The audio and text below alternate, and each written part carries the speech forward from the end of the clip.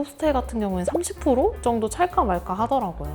이렇게 해서 8월이랑 뭐 9월, 10월, 11월까지 이렇게 거의 많이 찼거든요. 또 이게 유료급 강의라서 아마 지금 본 영상에서는 나가지 못하는 것들도 많을 거예요. 제가 만든 앱인데요. 이 외의 기능들을 원데이 클래스 듣는 분들한테 제가 사용할 수 있도록 해드릴 거예요. 안녕하세요, 이한입니다. 얼마 전에 오랜만에 연락 하나를 받았어요. 예전에 제 강의를 들으셨던 분인데요. 그때 배운 걸로 에어비앤비를 2개까지 잘 운영을 하셨고, 얼마 전에는 큰맘 먹고 호스텔까지 오픈을 하셨어요. 근데 오픈하고 나서 예약이 30%밖에 안 찬다고 해서 뭐가 문제인지 봐달라고 하셨었어요. 그래서 제가 몇 가지 솔루션을 드렸었고, 그 솔루션을 토대로 적용을 해서 어떻게 됐는지 그 결과를 직접 들어보려고 이 자리를 만들었습니다. 안녕하세요, 오랜만입니다. 간단하게 자기소개 한번 부탁드릴게요. 안녕하세요. 예전에 이한님 강의 듣고 에어비앤비 2개 정도 오픈하고 운영 중에 있는데요. 얼마 전에 호스텔 하나 오픈했습니다. 에어비앤비 2개면 이미 자리를 잡으셨을 텐데 어쩌다가 호스텔 하게 되셨어요? 에어비앤비 아시다시피 너무 잘 됐잖아요, 2개가. 그래서 호스텔 하나 더 추가해서 운영하면 더 대박 날 것 같아가지고 운영을 하게 됐어요. 평소엔 저한테 연락을 안 하셔서 무소식이 희소식인갑다 생각을 하고 있었는데 갑자기 호스텔을 시작하게 되셨거든요. 근데 호스텔은 일반 에어비앤비랑은 규모가 굉장히 다르잖아요. 들어간 것도 만만치 않지 않았어요? 솔직히 좀 무서웠어요. 뭐 에어비앤비는 좀 적은 돈만 투자해도 오픈이 가능했지만 호스텔 같은 경우에는 에어비앤비보다 더 큰 금액이 들어가다 보니까 대출까지 다 끌어다 썼거든요. 그래서 이게 진짜 실패하면 안 되는데 하고 그만큼 각오하면서 오픈을 하긴 했습니다. 그랬는데 생각보다 너무 안 되는 거예요. 그래서 이한님한테 도움 청하려고 한번 연락드렸습니다.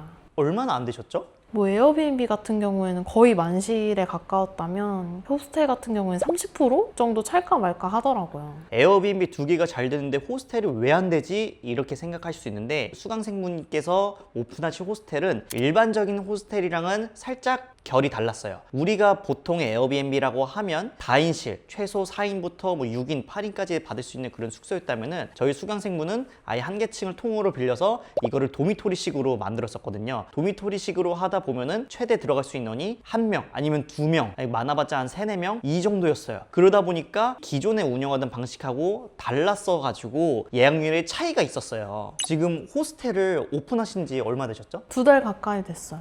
호스텔을 오픈을 하신 지 첫 달이 지나고 두 번째 달이 됐을 때 저한테 연락을 주셨는데, 첫 달 예약이 정말 암울했었어요. 근데 보니까 몇 가지 문제가 있었고, 제가 그걸 어떻게 말씀을 드렸냐면은, 첫 번째로 최소 숙박일이 설정이 되어 있지가 않았었어요. 호스텔이고 도미토리식이다 보니까 아무래도 내국인들이 많이 찾아오는 이런 비중이 있었는데, 내국인들 같은 경우에는 주말 예약 수요는 계속 꾸준하게 있어요. 근데 이 최소 숙박일을 중간에 놓치게 돼버리면은 예약이 꼬여서 외국인까지 안 들어오는 그런 문제가 있어서 이 부분을 놓치고 계셨어서 이런 문제가 생겼었어요. 그래서 최소 숙박일을 일단 세팅을 하고 나니까 바로 그 다음에 단박으로 들어오는 예약으로 인해 장박 예약이 못 들어오는 그런 이슈를 먼저 해결을 했었고요. 그리고 두 번째 같은 경우는 언어 설정이 제대로 안 돼 있었어요. 맨 처음에 에어비앤비 2채를 운영을 하셨을 때는 옛날에 운영을 하시고 계셨을 때라 옛날 방식으로 운영을 하고 있었는데, 그게 그냥 자연스럽게 이어지다 보니 잘 됐었지만, 지금 이 에어비앤비가 시스템도 많이 변하면서 놓치고 계셨던 부분들이 있었어요. 그래서 언어 설정 같은 거 기본적으로 한국어로만 되어 있지만 영어, 일본어, 중국어, 러시아어 이렇게까지 추가를 해서 외국인들이 봤을 때도 잘 알아볼 수 있을 만큼 설명글을 이제 수정하는 걸 도와드렸고,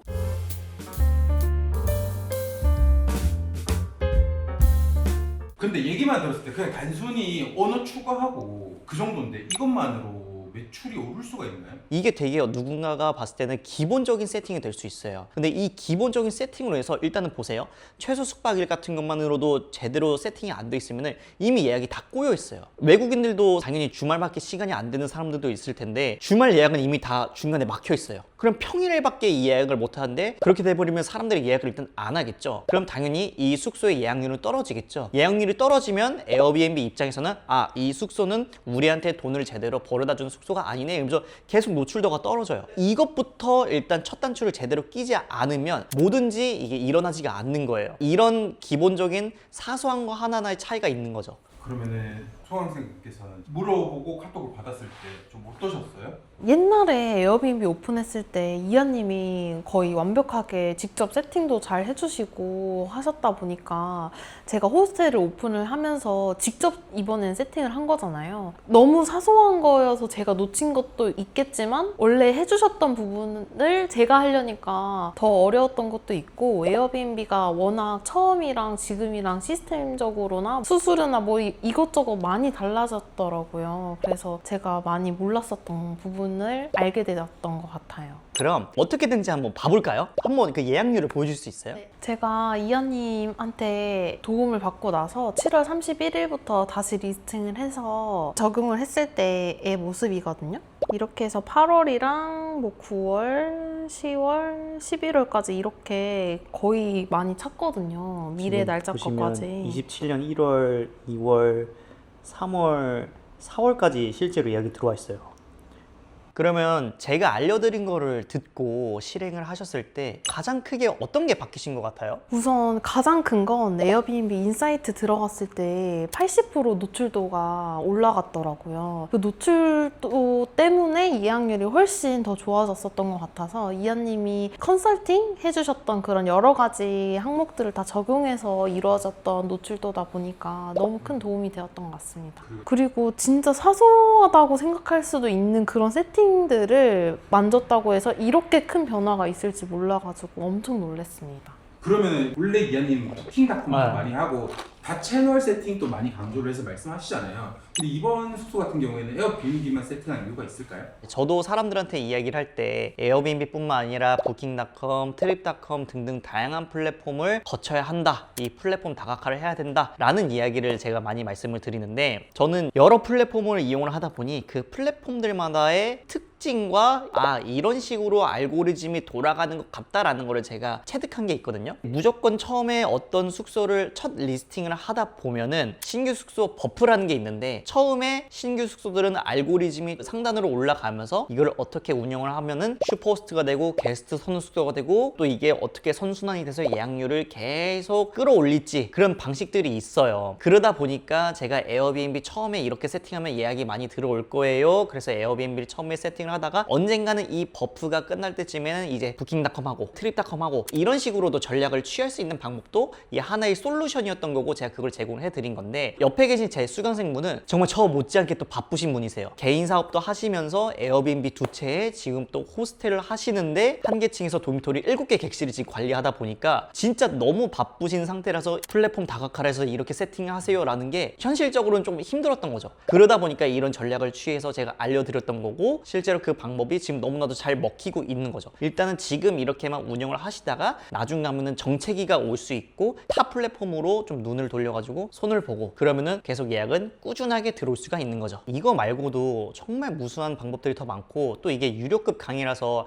아마 지금 본 영상에서는 나가지 못하는 것들도 많을 거예요. 정말 여러분들이 생각했을 때 와, 이런 거 나도 알았는데 놓쳤었던, 아니면은 정말 미처 생각지도 못했던 그런 방법들이 정말 많거든요. 그래서 제가 이런 분들 위해서 조금만 노력을 하면은 정말 예약률이 많이 올라갈 수 있고, 아니면은 내가 아직 시작도 안 해봤는데 내가 어떻게 좋은 매물을 고를 수 있는지 그런 방법과 좋은 매물을 구할 수 있는 시야를 넓혀드리는 방법을 제가 이번 원데이 클래스에서 알려드릴 테니까 제가 고정 댓글로 링크를 적어 놓을 테니 관심 있으신 분들은 꼭 한번 봐주시고 신청하시면 좋을 것 같아요. 자, 그러면은 매출은 이렇게 잡혔고 운영 쪽에 다른 고민이 있다고 들었어요. 호스텔이라 약간 손이 훨씬 많이 가고 그럴 텐데 지금 잘 운영이 되고 있어요? 진짜 큰 문제가 청소예요. 객실 7개인데 에어비앤비까지 하면 전 사실상 9개잖아요. 근데 개인적인 일도 해야 되는데 9개 객실 청소를 매일 관리해야 되다 보니까 이 부분에 대해서 어떻게 해야 될지 고민스러워서 여쭤보고 싶었거든요. 제가 그래서 프로그램 하나를 준비해놨는데 한번 보여드릴게요. 제가 만든 앱인데요. 여기에 각각의 숙소 예약 링크들을 연동을 해 놓으면 예약이 들어오면은 여기에 자동 반영이 돼서 제가 청소 매니저님이나 다른 분들한테 이 링크를 전달을 할 수가 있어요. 이거 한 번만 자동으로 세팅해 놓으면은 저도 이거를 만든 다음부터 청소 매니저님한테 따로 연락을 안 해요. 알아서 청소 매니저님 분들이 이거를 보고 청소하러 가세요. 저도 숙소가 언제 청소했는지 몰랐는데 이거 보시고 갑자기 청소 완료됐다고 막 사진 보내고 이러면은 그때 제가 또 정산을 해드리고 하거든요. 근데 제가 제가 지금 이것보다 더 프로그램을 고도화하게 만들고 있어요. 더 좋은 서비스를 여러분들한테 많이 더 제공을 해드리려고 제가 노력하고 있고, 근데 이것만으로도 일단 청소 자동화가 기본적으로 해결이 된 거죠. 그래서 지금 청소 자동화 말고도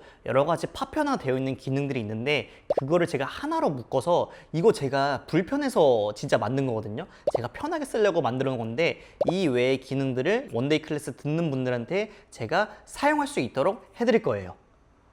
이렇게 되면 앞으로 목표는 어떻게 되세요? 일단 이 호스텔을 제대로 자리 잡게 하는 게 우선적인 목표이고, 그 다음에는 더 크게 확장해서 돈을 많이 벌 수 있는 호스텔을 장만하는 게 목표입니다. 언젠가는 제 이름을 건 브랜드를 만드는 게 꿈이에요. 충분히 가능하시고요. 에어비앤비 2개부터 호스텔까지 키우신 분이잖아요. 세팅만 이렇게 다 잡으면 2호점, 3호점은 훨씬 빨리 가세요. 방향만 잡히면 속도는 알아서 붙는 거니까 저도 옆에서 계속 응원하겠습니다. 그래서 오늘 내용을 한번 정리를 해보자면, 첫 번째로 에어비앤비에서 호스텔에서도 적용 가능한 이 세팅법에 대해서 알려드렸고요. 그리고 두 번째로는 제가 직접 만든 청소 스케줄 자동화랑 그 외 나머지 더 여러분들에게 도움이 되는 정보들이 담긴 프로그램을 만들었어요. 그런데 제가 영상에서 이야기하지 못할 더 많은 정보들과 더 많은 기능들이 있는데, 이런 거를 제가 원데이 클래스에서도 많이 알려드릴 예정이니까 여러분들 많은 관심 부탁드리고요. 아래 고정 댓글 링크에서 꼭 신청하세요. 지금까지 이한이었습니다.